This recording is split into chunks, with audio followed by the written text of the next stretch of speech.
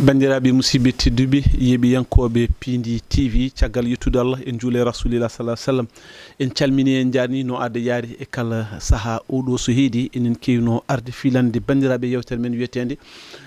pamen paminen noon hannde ko ɗum spécial mo ganduɗa hoorema tabarakal machallah hannde hayso tawi namde ɗe ina goodi tigui rigui namde ɗe paayi tan ke fedde walla lande on ɗon mo ganduɗa hoorema waɗama créé ko ɓoyani ko wonno ko mouvement kono wonti hannde lande politique patam lamijo e nder leydi meɗen Sénégal on ɗon lande no wiyete ko Alsar sa wi Alsar tan hakkillema arata ke Mamadou Racine Sy ɗum noon hannde koɗo men tigui rigui ko alda koye caahan ko oɗo gorko biyeteɗo Mamadou Haby Ly mo ganduɗa hoorema ko kañum woni secrétaire général on ɗon lande biyeteɗo Alliance pour la synergie des actions républicaines ɗum noon ko kañum tigui woni Alsar inchallah rabbi mo artan men hen no fewi kono noon enen jaada e yewtere nde mo ganduɗa hoorema ko kañum ko woni goto e nder galle o wiyete ko Mouhamed tokkoro nulaɗo Mouhamadou Rasul sallallahu alaihi wasallam woni Mouhamed Ndim haade men arde Mouhamed Ndim maro en dokkat koɗo men o konngol o salmindire bandiraɓe musidɗo Mamadou Haby Ly jaam Allah wiyetema jaam Allah wiyetema ne Elage ko adi fof mbeɗa salmina mon onon ɓe ɗum plateau an e Mohamed e bandiraɓe Pindi TV hande liggeyo aussi mo mbattono oɗon mbaɗe hen félicité no fewi par ce que liggeyo vraiment haɗani tan Sénégal woni ɗo woni international yimɓe en jeeɓa Pindi TV no fewi gadam andude ko woni e Sénégal gadam wadde suivre actualité et surtout aussi andude également enen fuutankoɓe ko gonɗen e dow mum donc yettude mon surtout e liggey oɗon e salminde mon jarmon aussi e bismadema hande ɗo e Pindi TV surtout e émission mon pamen pamminen. Merci ceerno Mamadou Haby Ly a salminama no fewi ko ɓiɗɗo pullo so tawi neɗɗo wiyama Ly e nder tigui rigui reedu Fouta ne anda tigui rigui ko joom gueɗal e nder reedu Fouta no fewi ɗum noon en jettimo en jarni mom e nguɗo kongu ko wona ko ɗum junggo men ñaamo enen gandi enen kewno yadude hen e musidɗo men tedduɗo on wiyete ko Mouhamed Ndim mbeɗa heewide ko tokkoɗo nulaɗo sallallahu alaihi wasallam nde wonno golle makko no paydine inno ko Mouhamed jaam Allah wiyetema ñallema hiirema selon no saaji mbaɗi no aduna lelori ni Alhaji Abbas mi salmini mi juurimama en calmini dendagal yeɓiyankoɓe Pindi Média e kuubal ha ɓuuri tengtude ɓen ɓe ganduɗa ko wattuɓe hakkillaji mumen no fewi e ndeɗo tufde nde ganduɗa ko pamen pamminen ya Allah hokki en famde beele pamminen bandiraɓe ɓe ko wona ɗum ko eɗen gandi ñalawma hanki walla heccanki yimɓe gonnono koye ñalawma Ashura en ñaguima Allah subhanahu wa taala kala ko duwande Allah jaboto hitande hesere nde nanɗen nde Allah waɗante en hitande nde ganduɗa ko ɓuural e ɓamtare hitande nde ganduɗa ko dendagal ko ganduɗa ɗum ko ɗum caɗele e musibaji nde Allah ittanta en waɗana en jaam e cellal e kisal ɓamta leydi ndi hokka en kadi ko yiyete ko balɗe juɗɗe e wawde kadi gollanade leñol ngol no hannirta ni ko weltare no fewi hande kadi ne wayno tufde nde ko nde Fatam Lamire enen jaɓɓi goto ɓe ganduɗa ko jaali mawɗe to banggue ɓe ganduɗa ko ardiɓe landaji dawrugol ɗi ganduɗa kadi so tawi landaji ɗin duttima koto Fouta to paati ɗum kadi ko weltare e no fewi Alhaji Abbas ko noon tigui ɗum noon ko weltare mawde surtout duwanademo kanko koɗo men o wona koɗo par ce que mbiyeten oɗo galle ko galle fulɓe donc so neɗɗo ari hen tan wona koɗo ke galle o tigui jeeyaɗa ɗum noon Michel Ly ko adi foof ma en gar e namdal men garwoniwal woni oɗo mo ganduɗa hoorema hande ko kañum woni mbo kalaten tigui rigui landu mum woni Mamadou Racine Sy mo ganduɗa hoorema sa ƴeewi nder Mamadou Racine Sy tawtama ko omo dilla e ko fati alal hôtellerie ko fati industrie leydi Sénégal kono sa ƴeewiti kadi Mamadou Racine Sy tawa kadi omo dilla to banggue politique holno neɗɗo famirata kanko Mamadou Racine Sy o rendini ɗen ɗon gueɗe ɗiɗo o wawa ɗum pusde beela leydi ndi no wawa ɓamtade. Ok a jarama en namdal ngal no fewi ko adi foof en wiye Mamadou Racine ene jeeya Podor leegal ne wiye Suyma donc ɗum saabi o naati e politique o ɗon par ce que simplement ko mo ganduɗa hoorema ko hande en wawi wiyede ko acteur d'industrie, capitaine d'industrie, mo ganduɗa hoore ma koko yeehi yiiloyade faggoyade e liggi ha dañi ari en wallita e bandiraɓe mum fuutankoɓe donc comme no mbirɗa ɗum ni hande e hôtellerie ko mawɓe e jeeya hande en waɗi guure kewɗe ganduɗa hoorema omon dilla e hôtellerie omon dilla e transport omon dilla e logistique donc ɗum waɗi pratiquement en 2014 o yii kat Podor hande surtout situation gonɗirɗi toon donc omo wawi nadde e politique o wallidiri e mabɓe surtout o walla fuutankoɓe no mbawi ɓamtarade ko noon Mamadou Racine Sy sa wi no walla fuutankoɓe enen fof enen mbawi jaɓandemo ɗum ɗon kono enen gandi aussi kanko to banggue ko e fannu no dillirata ni ko fannu baɗɗo rare mi anda so tawi a faami ko fannu baɗɗo rare par ce que Mamadou Racine Sy sahaji a yahata ɓoye mbiya kanko o jogui ko ngaalu makko omo ara omo waɗa ɗum investir e ɓesgol fuutankoɓe holko waɗimo motivé on ɗon fannu eyyi par ce que ko ɓuuri hen ko hewde yimɓe jiyanno neɗɗo naate politique ngam ɓamtade ngam ɓamtade kañum par ce que hewɓe hande ɗo sa ƴeewi no dillanno nde e politique ko décret mbaɗana mbaɗe DG mbaɗe ministre mbaɗe PCA dutto ene jaaha en mbaɗa politique c'est ça en mbaɗa recruter en balla e tout ça là kono noon kanko ko contraire o parce que hande politique wona kanko no yiir ɗum ni naatdembo e politique ko naatde e politique ngam wallude ko naatde e politique ngam ɓamtude yimɓe en no ngam ɓamtade par ce que so welanomo omo wawno jooɗade Dakar ɗo walla wona Europe walla wona Dubai walla wona États-Unis omo ñaama kalis makko mais sa yi omo naati e Fouta omo naati e Jeeri omo naati e Waalo omo yaha e yimɓe omo ƴewto ɗumen omo anda ko nguuri omo anda ko gone dow mum omo ƴeewa no feccire mumen ngaalu ngam jogui o donc ɗum noon ko vision politique mo ganduɗa hoorema kanko mo jogani hoore makko kanko Mamadou Racine Sy Mouhamed Dim est ce que wonko jiɗɗa eyyi mbaɗandi men gartoyi no mbiɗa ni on jumpi seeɗa e ko fatuno e wonande dawrugol ngol kono min mboɗomi ɗon to ganduɗa ko to banggue secteur tourisme o wonande darde makko hen wondemo hen acteur mo ganduɗa ko clé monsieur Ly hande sa ƴeewi to banggue wonande caɗele leydi ndi eɗen gandi ko yiyete ko tourisme wona sara e leydi ko ɗum chaîne de valeur mo ganduɗa ko waɗata ko généré ko waɗata ko e leydi ndi sibu sa ƴeewi hande to banggue tourisme o ɓe mbima to banggue wonande emploi au niveau national ene waɗa hen participé à niveau 7,% e hitande kala sa ƴeewi ko hedde million pawɗo temedde jeetati walla hande e ley kaɓo ko 2 millions banggue wonande jaɓɓade hoɓɓe e leydi ndi Sénégal ɗo ganduɗa ne waɗi positionné ko ganduɗa ko 119e au niveau mondial 9e to banggue wonande dunde Afrique hande en jii caɗele ɗe ganduɗa hande vraiment to banggue secteur o nano wuura ko waɗata ko généré to banggue emploi temedde 3 ujunere e ko fawi hande en jii caɗele ɗe ganduɗa ko duuɓi ɗiɗi ɓennuɗi ɗi caɗele ɗe holko fotata wonde dande kanko Mamadou Racine Sy mo ganduɗa ko jaalal mawgal to banggue wonande secteur tourisme o e oɗo saaha mo ganduɗa tourisme nana laaƴa holko foti wonde darde makko ngam wawde yoltude ko ganduɗa ko tourisme e saaha ni Sénégal nana e keɓogal jaɓɓade ko yiyete ko JOJ 2026 et hande secteur tourisme en wawi wiyede ko deuxième secteur après la pêche en termes de devise hande tourisme o sa ƴeewi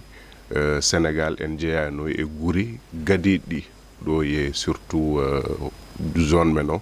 e tourisme ɗum adduno dans les années 90 sa ƴeewi les stations balnéaires de Saly waɗa aménagé et tout ça là affaire ji ɗon mais sa ƴeewi tourisme o de manière générale même au niveau mondial guila Covid-19 les habitudes de voyage et tout ça là koko changé ha tengti surtout joni e crise économique mo gonɗen o tourisme o koko ɓeydi tampude mais particulièrement hande Sénégal ɗo se wiyama Sénégal problème principal je pense tourisme Sénégal wondi ko Sénégal c'est une destination jugée très chère hande à partir de l'Europe aɗa wawi avec 500 € ou bien avec 1000 € dañde hen un package mo ganduɗa hoorema tu peux faire un voyage entre la France et le Maroc pour une semaine au Sénégal hande billet ko famdi ko 1500 €. Donc déjà taxe uji ɗi woɗi ha ganduɗa hoorema hande compagnie ji ɗi mbawa ustude billet ji no fewi. En plus de ça niveau en woɗi élevé no fewi. So ɗum yewti également offre touristique men également no woɗirte adapté ha ganduɗa hoorema hande parce que c'est mi haali nane haal station balnéaire Saly mais ko station ji ganduɗa hoorema joni mbaɗama pratiquement dépassé. Ça ƴeewi avec l'érosion côtière e netti dañde plage no fewi par ce que ɗum noon ko tourisme balnéaire mais hande en waɗi guure goɗɗe ɗe ganduɗa hoorema saɗa yilo tourisme balnéaire toon ɓurta yaade so tawi tan ko plage umminma. Yimɓe noon jii nos autorités nan surtout mbaɗa aménager de nouvelles stations surtout avec Mbodiène et tout ça là. Donc yimɓe nan ballitira hen ɗum noon net mais min sa ƴeewi ko mbimam ko e Covid-19 yi ko ha les habitudes de voyage yimɓe ɓurata wadde privilégié ko tourisme local. Hande français o sena ɗanno ƴeewat ko nder France oɗo wawi préféré yaade Nice ɗo ganduɗa majenal toon wala. Donc hande Sénégal naaɓe sa ƴeewi aussi complexe gonɗo e men neɗɗo en waɗa préféré yaha Dubaï yaha Madrid yaha États-Unis yaha Europe walla yaha ailleurs. Pourquoi pas hande enen mbaɗen privilégié tourisme men mais seulement dans nos habitudes enen voyage wona ko en gandutirani ɗum no fewi mais hande yimɓe il faut que en mbawa wadde privilégié offre men gonɗo ɗo. Hande ma yi jibinaɗo Fouta meeɗa yaade Casamance en jibina Dakar meeɗa yaade Fouta mais yimɓe no waɗirte poussé ha ganduɗa hoorema yimɓe en daña curiosité oɗon en jahen mbaɗa découvrir potentiel mo joguinen ɗo au Sénégal parce que Sénégal ko destination mo ganduɗa hoorema hande so tawi aɗa yiiɗi forêt sauvage aɗa wawi ɗum dañde. So tawi ko kulli ƴewta animaux ji ƴewta ma dañɗum. So tawi ko plage so tawi ko tourisme balnéaire tourisme de découverte et tout ça là donc ko destination mo ganduɗa harma eɗen jogui ɗum noon foof. Hande koddiɗo men Cap Vert hande sen ƴeewi tourisme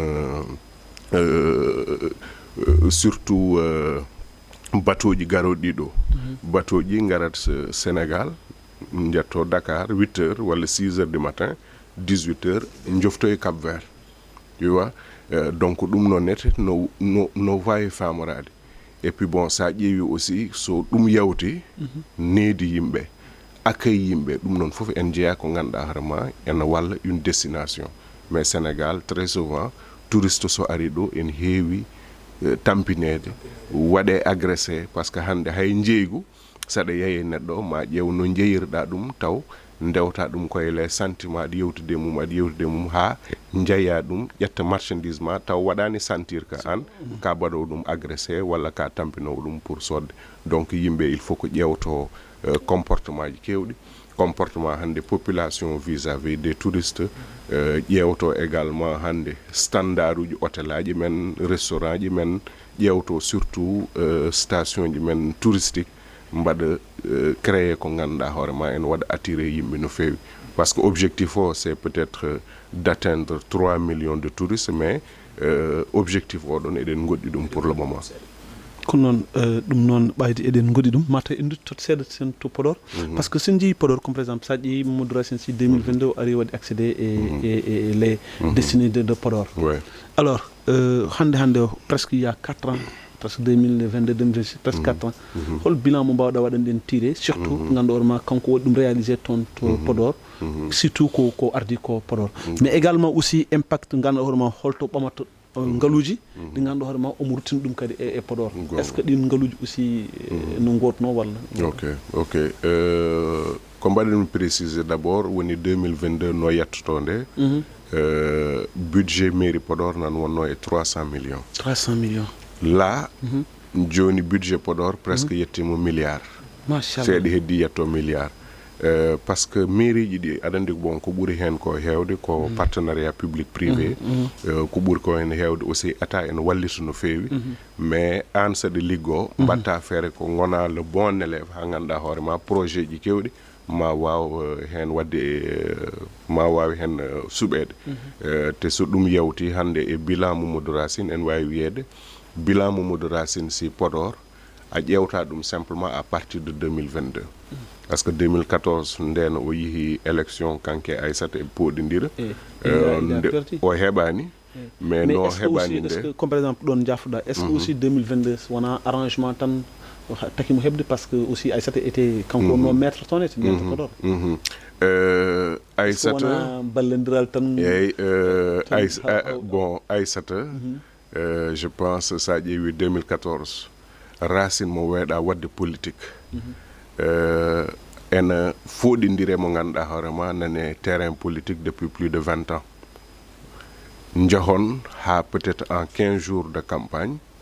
jahon ha wiye 6 voix woni Dakar 6 voix woni hakkude mon te élection ji ɗi ɗon aussi haala ka heewi tan yeehi ha tribunal mais hen ko ganduɗa hoorema mbeɗa sikki yi ha tribunal effectivement donc nanɗon tan quoi woni hen welani nattude no feewi mais en 2014 no yeehi nde hawo liɓa ha laawol ƴetti totti Aissata o wi ko min ko ganduɗa hoorema mi jogorin ɗum wadde Podor hay somi heɓani mairie o komi mbaɗowo ɗum donc ɗum waɗi bilan makko a fuɗɗata ko ɗum 2022 mais puɗɗorɗa ɗum ko 2014 hande gandunoɗo Podor ndeno Podor min je me souviens toon jibinami toon mawnumi dans les années 90 en joguino BICIS en en joguino institution ji kewɗi mais après fin 90 fof yeehi lawol mum mais à partir de 2014 ndena kanko hande par exemple surtout e activité ji ɗi wo ɗum ɗo yetta sa ƴeewi ndena mawɓe men altraité ji men so poti yoɓnade pension mumen gummotono ko Fouta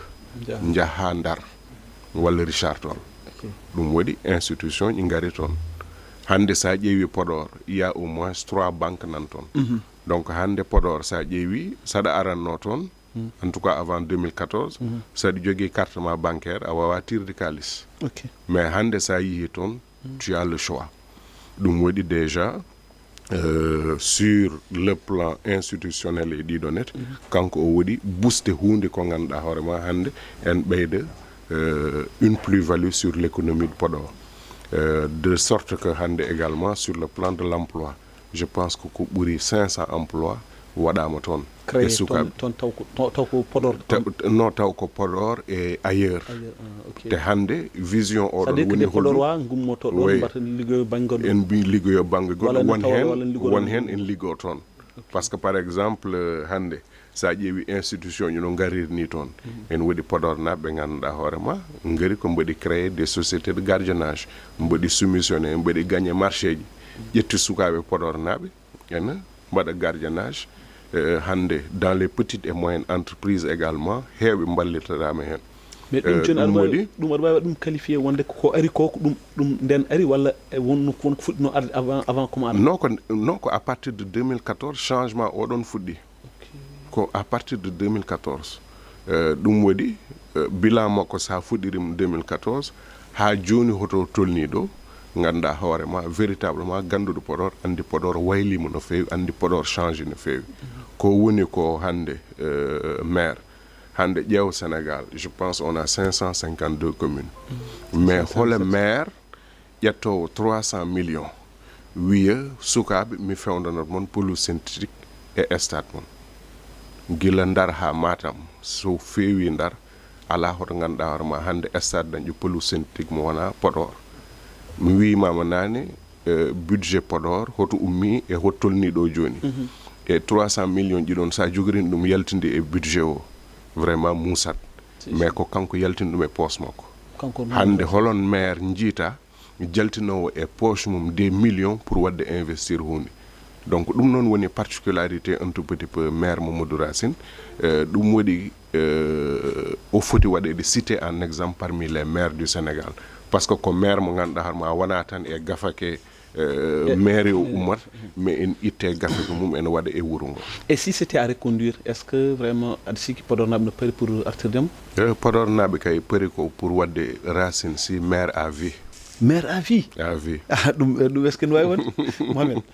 bon mais Mohamed ƴeew budget ummi ko 300 millions ha 1 milliard presque pratiquement nen naata 1 milliard walla yettima 1 milliard ɗum aussi to banggue ma eyyi o haali to banggue réalisation uji ko wadde ɗon mo rendre un vibrant hommage ene jeeya e réalisation ji ɗi o wanno ko ganduɗa ɗum weeli en weeli kala vraiment mo ganduɗa ko pasɗiɗo ko yiyete ko culture e fuutankagal sibo eɗen gandi e direction makko conseil municipal o waɗino voté ngam illirde yoga e boulevard uji nder Podor ɓeyniri ɗum Elage Baba Mal donc ɗum ɗon ne ko hunde nde ganduɗa eɗen mbaɗamo hen félicité mais ko wona ɗum ko je crois ko haali to banggue waɗande alay saago neɗɗo o gona sa woni maire bawɗo cañodiral les somi juumani to banggue waɗande accord international to banggue coopération décentralisée elle o waɗino initié dendagal kala ko yewtino des partenaires beele mbawa arde e nder Podor des partenaires inter mbawa arde beele ƴewde hol jokkodire hakkude Podor waɗande ngam ɓamtare Podor e ko way noon eɗen gandi Podor kongo wuro ganni ko nokku mo ganduɗa kadi to banggue administration gila e laamu colonial ɗum nan ɗo je crois que ɗum ɗon ene jeeya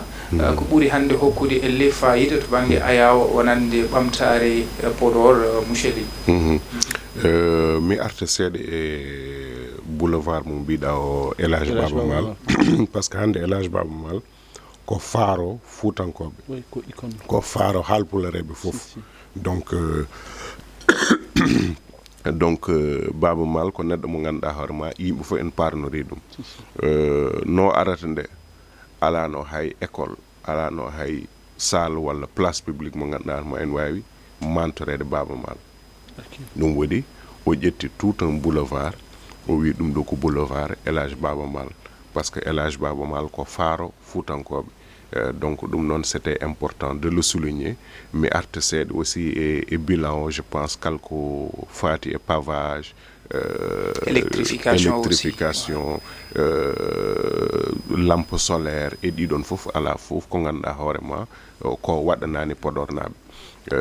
et là même hay marché o nan en phase de réhabilitation donc ko dow ɓeydete cantine aji ɗi ganduɗa hoorema je pense 60 cantine en poti ɓeydede e marché o waɗe modernisé waɗe fewndite ha feewa ha ganduɗa hoorema yimɓe foof ma mbaw hen yiide koye mumen donc ɗum noon aussi en jeeya ko ganduɗa hoorema hande en wawi wiyede ko bilan Mamadou Racine toon to e Podor action sociale parce que hande eɗen gandi yimɓeɓe ko tampuɓe no fewi alay sago balle action sociale aɗan haalanno haala haran hanki tan leeɗe ɗe fof guri kewɗe ɗe ganduɗa hoorema ene ɗum ɗoy ene payenno e haran ko gayi tokka pecce mbaɗa tong yimɓe daña au moins cakkude ko mbaɗi e barmeji mumen so ɗum yawti lewru korko taski e fof ɗum noon ombo wallitiri yimɓe no fewi hande en famɗi e diwan men o wuuro mo ganduɗa hoorema ma ara hen taw lewru korko hay soko maaro natani ɗon walla goɗɗum natani ɗon ko neɗɗo mo ganduɗa hoorema social je pense omo walliti yimɓe no fewi sur le plan social hande en waɗi leader uji kewɗi ganduɗa hoorema je pense korko so arino walla taski en ballitinanno mais korko ɗiɗo passé ɗiɗo walla taski ɗiɗo passé heɓe hen ko suuɗiɓe mais ko Mamadou Racine goto woni neɗɗo mo ganduɗa hoorema ko waɗanno nan continue ɗum ha joni te ɗum noon ko waɗi ɗum tan ko pour population ji sali ko ɗon aussi enen mbawi hen settade hunde par ce que comme par exemple sa wi Mamadou Racine Sy enen gandi du côté social kam sincèrement dit funu makko weeɓani e nder département de Podor ça vraiment je tiens à quand même préciser ça par ce que sa ƴeewi comme par exemple diwanuji amen ɗi ko wayno Fanayi ko wayno Thiangay ko wayno Dimat ko wayno Diagnum ko guri ɗe ganduɗoma ɗeɗo guri kam enen laaɓa o waɗi ɗon ko ganduɗoma des actes ganduɗoma ɗi hande hay goto watta ɗum ɗo comme par exemple sa yi Dimat maternité gonɗo ɗon c'est des millions o waɗi henete mosquée ji ɗi des millions o waɗi henete donc ɗum aussi vraiment on mbawa arde ha ɗo a faami mi ronko aussi wadde setta ɗum donc au passage aussi en calmina Fatimata Kane Bodja enen calmina mawɗo Abou Sy ganduɗa hoorema kañumen vraiment ko kañumen goni calɗi gonanimo toon calɗi vraiment e ko kalten ko sa yi cangga aussi y a les jeunes Karas Amadou Kane Diagnum y a Mounirou Kane et son père Ablaye il y a aussi mon frère mo ganduɗa hoore Mam Kane aussi mon frère Dembo Boubacar Seydou Kane kañum e cuuɗiɗo mum donc c'est des gens ganduɗa hoorema aussi vraiment à chaque fois no mbaɗa œuvre e on ɗon fannu mais comme par exemple so tawi en gummitima toon en gari e ko ɓoyani ko mouvement joguinoɗon gonga hande mi arta hen seeɗa tan sa ƴeewi hande hay philosophie oɗon gadduɗo maternité ji centre de santé ji addi ɗum simplement ko yimɓe ene tampuno côté accès aux soins de santé hande a yiyat debbo poɗɗo jibinde mbiɗa ɗum umminde wuuro ha wuuro taw peut être ko 50 km walla 100 km ɗum tahi par exemple ha dans certains villages o wi ko ɗum ɗo kam koye gafa kam guittami mi waɗa ɗon centre de santé mi waɗa toon maternité mi waɗa ɗum équipé donc jumaji e jamaji mum ɗum ɗon haalani haala mum hande aɗan limtanno guure ɗe ɗon mais hande woni Diatar woni Diawar Diagnum Fanay Dimat ɗiɗon fof guure hande sa yihi ma taw racine ko woɗi toon ko ganduɗa hoorema je pense yimɓe fof en gandi ɗum te ko force mo ganduɗa hoorema je pense en ara en appoint avec l'état mais donc au-delà de ɗum noon état o ko fotno wadde ƴewta tan ko état fuɗi ɗum wadde mais arat waɗan ɗum kañum hoore mum et je pense que ko liggey mo ganduɗa hoorema puɗɗaɗo tan ni parce que c'est plus sur le plan historique wonko waɗi mbo lié e guure ɗe ɗon mais puisque liggey o haɗani tan toon je pense qu'on continue à gourir il a même une maison à Diagnum. Allez-y. Et moi aussi qui est natat tigi et daurugol an ka kola do Koubal secrétaire général ko biata ko wonande alliance pour la synergie avec des actions républicaines maro so tawi en bari dum e pular etuden maro dum wonata ko lingodiral ngam yubbinde sanje sembe golle ngendi so mi juumani elle keɓɗon récépissé mon caggal nde wonno mouvement keɓɗon récépissé mon koye mois d' avril 2026 ewa ko ɓooyani ko on mbaɗi ko yiyete ko kawtal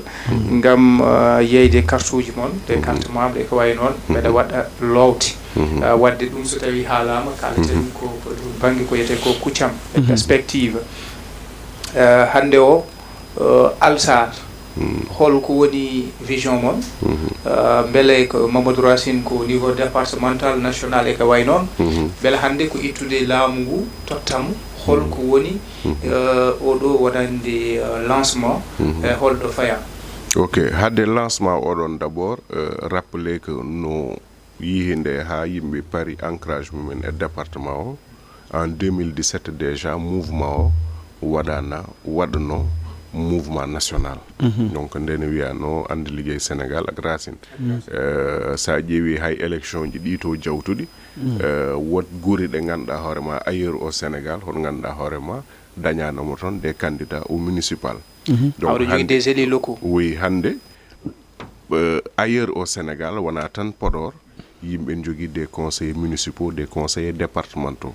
donc ɗum waɗi Alsar ancrage mum national oɗon fuɗɗa ko 2017 mais bon wiyete ko a déposat kayitaji ma dañi une procédure mataw ko avril 2026 récépissé o yalti tan officiellement woni parti légalement constitué mais liggey oɗon fuɗɗanomo guila 2017 te hande so wiyama parti politique walla so wiyama politique ko dartoyde laamu wiyete ko bon hande de guila 12 ans minen de liggey amen walla miijo amen kono mbaɗirata feere ha laamu ngu ƴette fawe e juuɗe Mamadou Racine fawe e juuɗe woni laamu leydi Sénégal parce que hande ko ene e yon ƴettu ɗum pawɗum e juuɗe Mamadou Racine parce que ko jimi ko hande sa ƴeewi Sénégal ko ɓuri ken hewde politicien waɗi ɗo mais Mamadou Racine hande holliri politique de développement en woodi politique mo ganduɗa hoorema no mbiranum ɗum ni nane wona politique tan pour nafde hoore mum mais ko politique pour nafde yimɓe donc ɗum noon o holliri ɗum politique de développement oɗon waɗi ha ganduɗa hoorema minen de ambition momin jogiri woni ko Mamadou Racine so fawanoma e hoore leydi ndi yimɓe fof ma jii hen koye men. manam onon pari pour ƴettude Mamadou Racine Sy pawn ɗum e hoore leydi ndi. eyyi hande onon jogui doole ɗe surtout au niveau national au niveau international au niveau local diwanuji men ɗi to est ce que yimɓe ene paami tigui rigui hande hoɗo payno ɗon Mamadou Racine. eyyi ɗum ko peeje tan mi wiita ni ga amen jogui doole ɗe ɗon doole kam ko Allah tan jogui doole innama aade ala jogui doole mais e peeje amen ƴeewa no ganduɗa hoorema hande niveau national niveau international nomen mbaɗa toon hamen créé calɗi ɗi ganduɗa hoorema alsa yimɓe ene mbaɗa sensibiliser yimɓe ene mbaɗa massifier parti o ɗum addi ni lancement de carte amen nomen mbaɗindi ɗumen nde pour ɓeydude massification amen à travers le Sénégal et au niveau international ha ganduɗa hoorema mamen nokku fof diwan fof village ville fof mamen mbaw toon dañde yimɓe ganduɗa hoorema qui pourront prêcher la bonne parole. Ok, mais si tawi comme par exemple ndim jafoɗadem ardema min nani comme par exemple e lancement o kanko Mamadou Racine Sy en personne omo haala o wi vous n'êtes contre personne holko jiɗɗon wiide ɗon c'est à dire que hande si vous n'êtes contre personne so laamu nguɗo régime oɗo so wi yon gar so forti juɗum tan on jahat nawriɗum ɗumen te son norima ɗumen so renaka on cayate parti on cayate hen. ok aɗa andi mi wimama nane minen min jogui ko vision amen min jogui ko lawol amen par ce que hande Sénégal sa ƴeewi yimɓe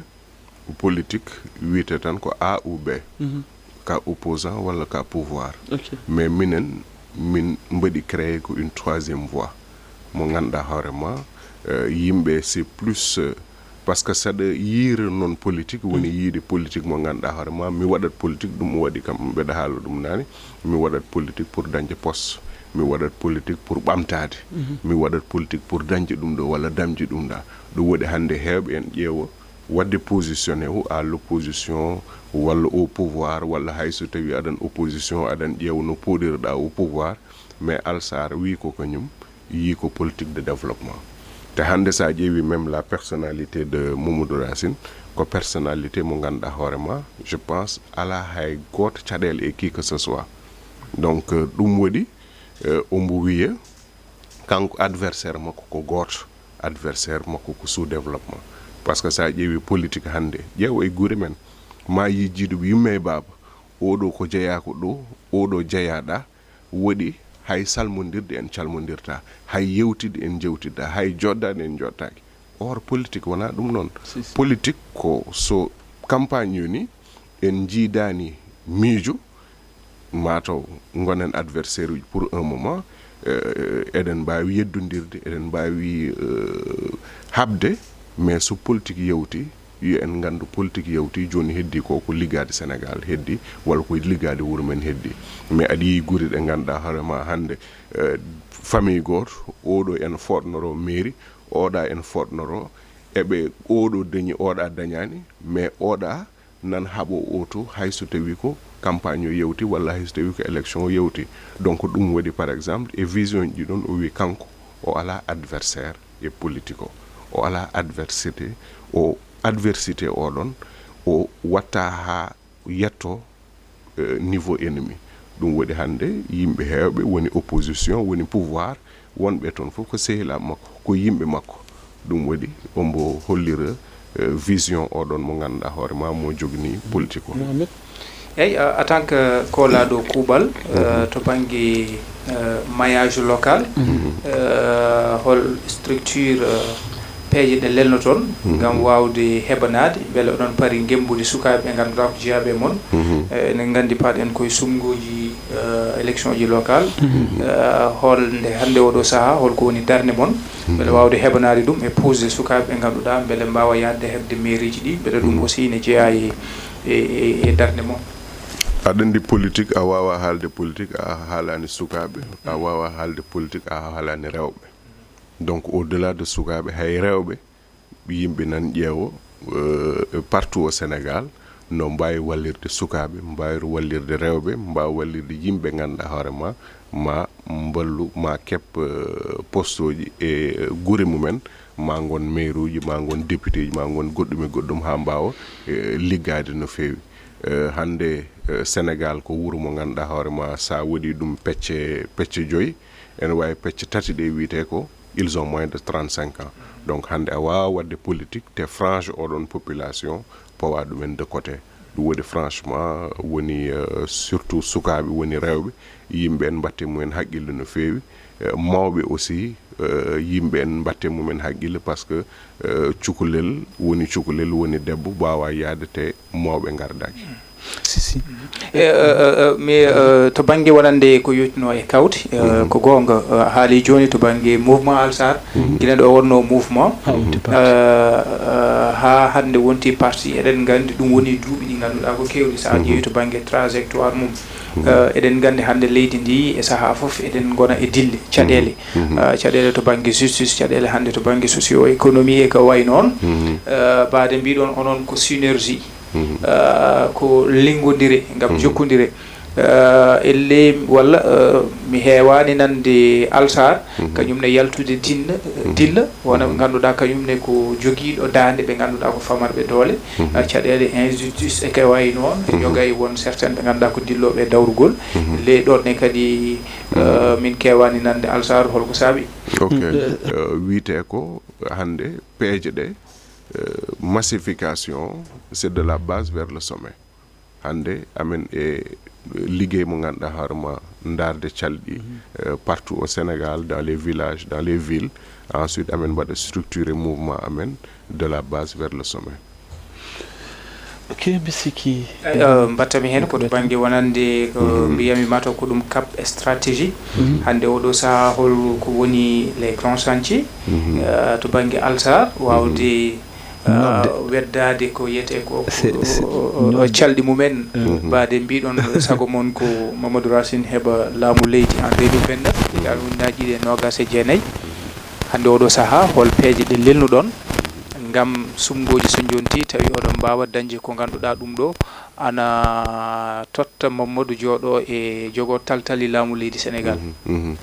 e peeje ɗe fof mom min kalta ɗum e télé kono tan noon amen e peeje ɗe ganduɗa hoorema aussi comme no mbirmami ɗum ni wadde massifier mouvement o partout au Sénégal ha gandanɗa hoorema inchallah so élection ji payi so aroyi mamen mbaɗ fen ha ganduɗa hoorema par ce que sa ƴeewi élection législative passé min galano hay e coalition goto donc à l'exception de won hen guuri ɗe ganduɗa hoorema woodi yimɓe ɓe ganduɗa hoorema min pottimi men pour mballita men mais Alsar dañi presque 17 000 voix te ko campagne mo ganduɗa hoorema hayno waɗira ni c'était pas très bien ça te Alsar dañno liste ko dans 4 départements sa yi ha dañi presque 17 000 voix ɗum noon ɓeydi sah wiide yonti min mbatta ɗum parti politique parce que liggéey oɗon ko liggéey mo ganduɗa hoorema je pense en un laps de temps 2017 ha fayi ɗon min dañi liggade ha ganduɗa hoorema min dañi voix ji ɗi ɗon donc min mbi pourquoi pas min mbatta ɗum parti politique min ɓeydo liggade wuro fof village fof min daari hen yimɓe kala hoto mo ganduɗa hoorema amin jii hen yimɓe labtuɓe momin mbawi liggidade mbaɗa ɗumen maire liggido e mumen mballo ɗumen ha e vision momin jogui o vision de développement oɗon gadda ɗum e guure mumen min liggido e mumen et puis so nden yonti 2029 somin jii kat Alsar tolnima hoto ganduɗa hoorema ene wawi lamnade leydi ndi labno leydi ndi mais comme par exemple hande to banggue jokkodiral Mamadou Racine Sy hakkude mum et surtout toon to département de Podor ko wayno comme par exemple maître Moussa Diop en wayno sohna Aissata Tall Sall en et d'autres vraiment figures ɗe ganduɗa politique jeeyaɓe e nder département de Podor est ce que ne ɗaati est ce que holno wayi est ce que onon jaahe mabɓe est ce que aussi onon jiilo won certaine partie walla mouvement ji pour encore ɓeyditorade ok hande woni maître Moussa Diop woni Aissata kamɓe fof ko sehilaɓe Racine hande Aissata ko sœur makko Moussa ko frère min jafoɗami waɗa ɗon appuyé ni ɗo mbiɗa ɗo maître Aissata Tall Sall mboɗo sikki je crois qu'en 2022 ko kamɓe liggodiri ɓe jaadi élection ji local beele ɓe keeɓi maire o hande o saaha ko gonga Mamadou Racine waɗi parti mum Aissata Tall Sall ko kañum woni présidente groupement parle Takku Wallu ko alliance pour la république beele hande ha o saaha ɗoftodiral ngal ana continue walla holko woni o saaha hakkude mabɓe to banggue wonande nde wonno goto mabɓe fof koɓe poids ci e nder département de Podor particulièrement Podor ville Aissata e Racine ko adi fof ko koreji ko galle goto donc en 2022 ko Benno Bokk Yakar woni goto hande Racine e Aissata ndendi mbaɗi élire Racine maire de Podor et jusqu'à présent e nder conseil municipal amen hande ossature Benno Bokk Yakar o ha joni nanɗon amen liggodiri vraiment e respect e laaɓodiral deedi vraiment conseiller ji Benno Bokk Yakar ha joni ko gotum e nder conseil municipal o et je pense que Racine no fuɗɗiri ni e liggade Podor ko fuɗɗi ko e wadde Podor mbeɗa sikki hay so yimɓe jogori yaade élection Aissata e hoore mum ko debbo mo ganduɗa hoore ma mbeɗa sikki ma ar ɓeydo wallidirde e bonum gorko Racine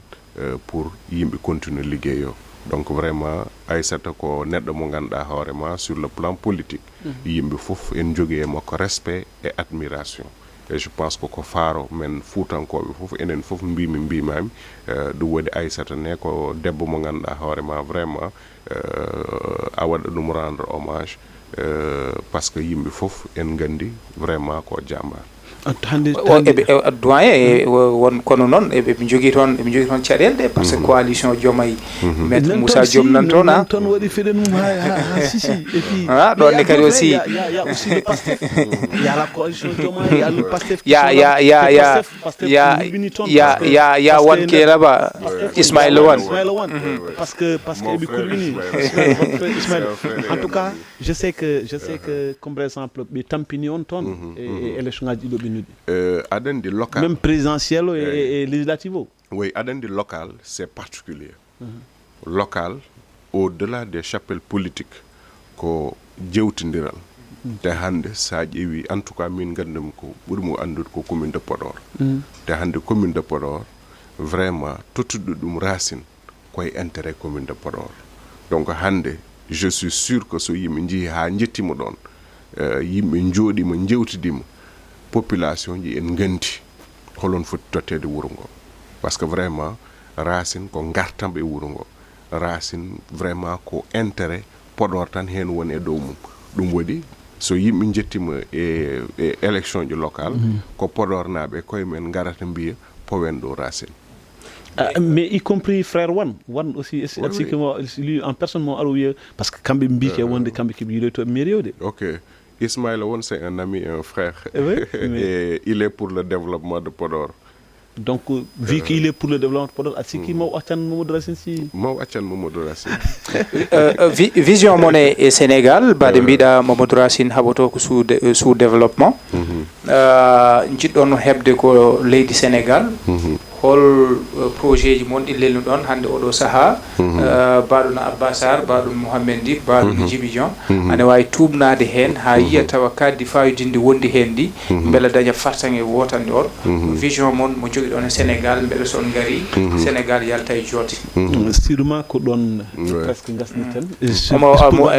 seulement so omo wawi wattorde hen o saaha hol stratégie mo lelnu ɗon gam yeyde carte uji mon e ko way noon surtout ɓeydora hen aussi ko ganduɗa hoore ma woni caɗele ɗe ganduɗa hande Sénégal ene wuuri ɗum to banggue économie holko pawɗon hen mais ko ɗon tan bisiki gasniten mais ko siftonorde bandiraɓe aussi ko Mamadou Habili mo ganduɗa ma kañum woni kolaɗo kuuɓal oɗo lande kesso biyeteɗo alliance pour la synergie avec des actions républicaines. Alliance pour la synergie des actions républicaines parce que ko woni ko importance woni Sénégal donc je pense que yimɓe ko mbawi wadde fof parti o ko goto woni Sénégal kala fof neɗɗo mo ganduɗa hamo hoto liggi hoto ummini fani dum koy Sénégal te hande sa ƴeewi sur le plan agricole enen fuutankoɓe walla ailleurs au Sénégal yimɓe padat ko ndungu so yettima ngawo ñebbe walla ngawo gawri so ngawi so ndungu yawti coño so coñi pendant 3 mois walla pendant 4 mois nan ñaama hen après so gayni ngasni peut-être ko cuñu ko ni hen jahata ƴewta une partie jeeya pour mbawa sodde diwlin mbawa sodde liɗɗi e goɗɗum mais pourquoi pas yimɓe jaha ha wona agriculture mo ganduɗa harama et agriculture tu auras des capitaines d'industrie donc hande par exemple pourquoi pas hande agriculture men no mbaɗirte ha transformation mbaɗen ɗum sur place transformation légumes transformation fruits ha ganduɗa hoorema hande sur le plan agricole neɗɗo watta tan agriculture pour vivre pendant quelques mois mais taw agriculture oɗon ma waɗi hen vivre dans le long terme hande par exemple sa ƴeewi woni les jeunes no ballirte ha gandarma par ce que yimɓe cikkata tan ko liggade ko liggéey bureau tan mais no mbaɗirte supporter assister sur le plan entrepreneurial ha ganduɗa hoorema neɗɗo ma waw wadde créer sa société ma waw alɗude e ko liggoto ko hande sen ƴeewi woni Casamance woni ailleurs au Sénégal yimɓe jahat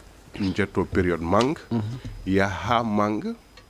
watta weddede bamɗi en ñaama baali en ñaama et tout ça là mais comment no yimɓe mbaɗirata ha mo ganduɗa hoorema rien qu'à travers les fruits mbaɗa ɗum transformé ko mbawɗa hen wadde jus mbaɗa ɗum jus mango par exemple hande ƴetta une partie mbaɗa ɗum séché aɗa yeyta ɗum aɗa waɗa ɗum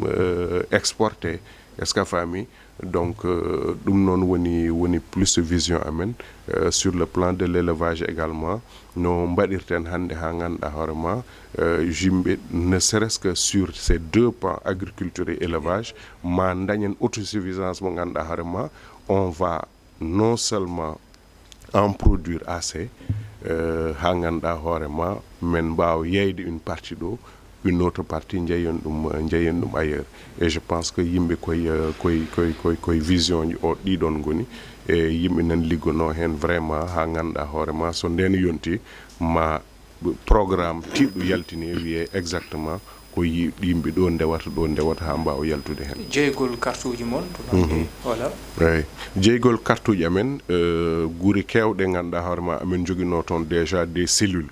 neldama carte uji en jeeye guuri ɗe ganduɗa hoorema min ngalan toon yimɓe aussi amen ƴeewa toon des points focaux jeeye carte uji par ce que carte ko simplement capannayyi yeyete wona dartude kalis mais c'est juste l'acte symbolique de reporterie hoorema yimɓe ma mbaw hen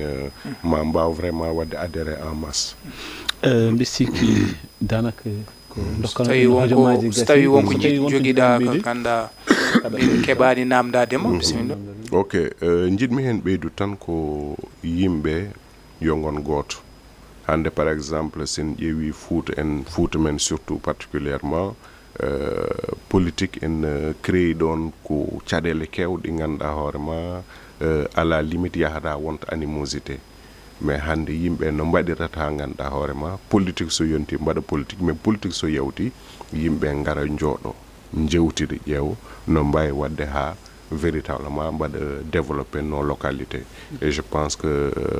dans ce sens aussi amen invité yimɓe fof autour de Racine autour de Alsar pour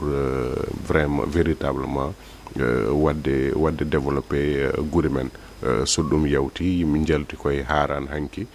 ene ñaago tan Allah hokken tawtere o saaha mbo wuuri Allah yarlo en yaafo en addana en ɓamtare kisal e guure men e galleji men machallah Mohamed eyi mbatta men ko nane mi yino o haalino wonde to banggue Racine ko waɗi ko elle o haali tan ko toro yettaki law ɗum kam mi waɗatma on message guila joni noon o yettaki law noon law il faut ara jaune law o tello mairie Fondé Gande voilà donc doyen en beltima no fewi machallah donc min tottete comme mission déjà an balla en e Fondé Gande joɗanade bisimilla ɗum noon en beltanimomo kanko mo ganduɗa ko Papis Mamadou Habi Ly ɓurɗo andirede Papis Ly mi salmini également mon frère Amadou Tijane Niang ko noonne kadi mon frère Nickel Niang e mo ganduɗa ko kañum woni gawlo Ansar gawlo Mamadou Racine Sy mo ganduɗa ko Almada Seck kanko Mamadou Racine Sy yata le prince de la parole et de l'élégance ɗo en calminimo kanko Almada ko wona ɗum ko doyen ko salminde kanko secrétaire weltanade mo no feewi ko ni tan eɗen jiiɗi kala semaine kamɓe ɓe ganduɗa hande ko telliɓe e to banggue wonan dinguiral ko yiyete ko dawrugol ɓe gara nde wonno ɓe cohli ko ɓesguji ɗi donc ɓe gara ɓe kalda ɓesguji ɗi ko kañumen ƴeewata goto mabɓe fof to banggue wonande ko yiyete ko programme uji mabɓe holko ɓe cuɓoto to banggue wonande koɓe tawi ɗum ɗo ko ɗum ko ganduɗa ko ena walla bandiraɓe ɓe yaltinde ɗumen e caɗele mboɗo sikki ko haali ɗo ko Mamadou Racine wona tan dawrugol walli guila nde wona dawriyanke mboɗo sikki kadi hande oɗo saaha ɓesguji ɗi poti ƴewde ko ganduɗa ko ɗum woni ko wallata en ko wallata leydi ndi ko nawata kadi leydi ndi yeeso ɗum noon en beltanimomo kanko kolaɗo kuuɓal mo ganduɗa ko kay woni anande alliance pour la synergie avec les actions républicaines Alsar en beltanimomo kanko Mamadou Habi Ly Papis ko noon ɗum noon bandiraɓe musidɓe tedduɓe ene wayno paminen émission men hannde o waɗi ala dawme déjà parce que ko Alsar mbannoɗen invité mais min j'en profite vraiment pour mi waɗa dédicacé oɗo émission franchement woni nene meɗen Fatimata Kane Bodja mo ganduɗa ko actrice tigui rigui e to banggue to ainsi que Mawdou Aboussi woni ambassadeur mais également aussi Amadou Kane de Thiangay e Karas de Thiangay woni Karas Madani mais Ibra Ali Ndandan le Ndandan de Alsar wondir aussi notre frère de Fanay woni Bachirou Tine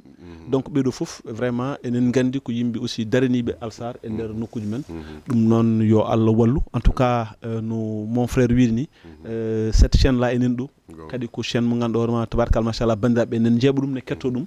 donc amin jiiɗi aussi vraiment kala mo ganduɗa hoorema ene dille to banggue dawrugol aɗa jeeya e nokku e fannu mo gonɗa foof amin mbima bisimilla ma par ce que ko ɗo tan mbawta haalde ko ɗo mbawta heɗede ko ɗo mbawta nanede ande holto paɗa donc ko weltanade on e weltanade surtout aussi j'en profite vraiment pour dire que mbiɗa weltini Mamadou Racine Sy malgré noon sahaji min politiquement min en wawi taw min jaadani